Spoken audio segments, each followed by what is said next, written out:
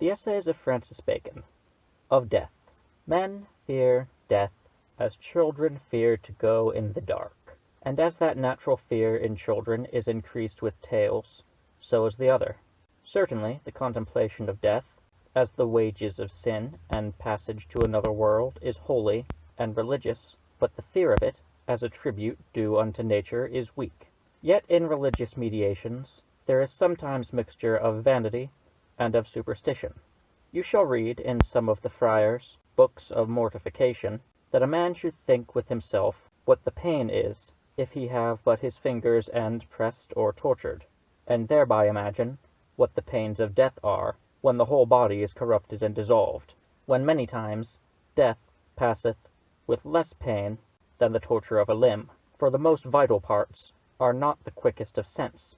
And by him that spake only as a philosopher and natural men, it was well said, Pompa mortis magis terret quam mors ipsa. Groans and convulsions, and a discoloured face, and friends weeping, and blacks, and obsequies, and the like, show death terrible.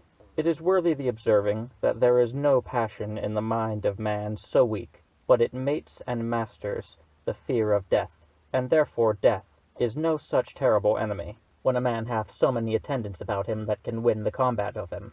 Revenge triumphs over death, love slights it, honour aspireth it, grief fleeth to it, fear preoccupeth it. Nay, we read, after Otho the emperor had slain himself, pity, which is the tenderest of affections, provoked many to die, out of mere compassion to their sovereign, and as the truest sort of followers. Nay, Seneca adds, Nicenes and satiety. Cogita quam diu irdem faceris mori vele, non tantum fortis aut miser, sed etiam fastidiosus potest. A man would die, though he were neither valiant nor miserable, only upon a weariness to do the same thing so oft over and over.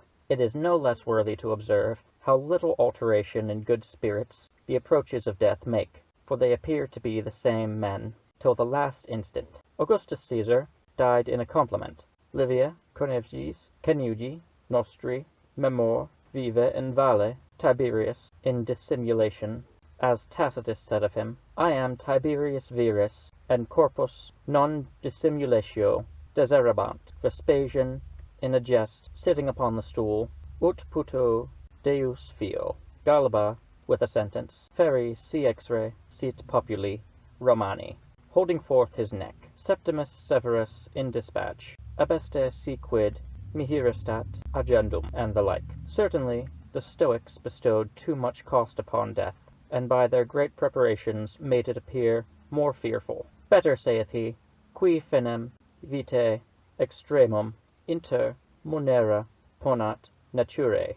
It is as natural to die as to be born, and to a little infant, perhaps, the one is as painful as the other. He that dies in an earnest pursuit is like one that is wounded in hot blood, who, for the time, scarce feels the hurt, and therefore a mind fixed and bent upon somewhat that is good, doth avert the dolours of death, but above all, believe it, the sweetest canticle is, Nunc dimittis, when a man hath obtained worthy ends and expectations. Death hath this also, that it openeth the gate to good fame, and extinguisheth envy.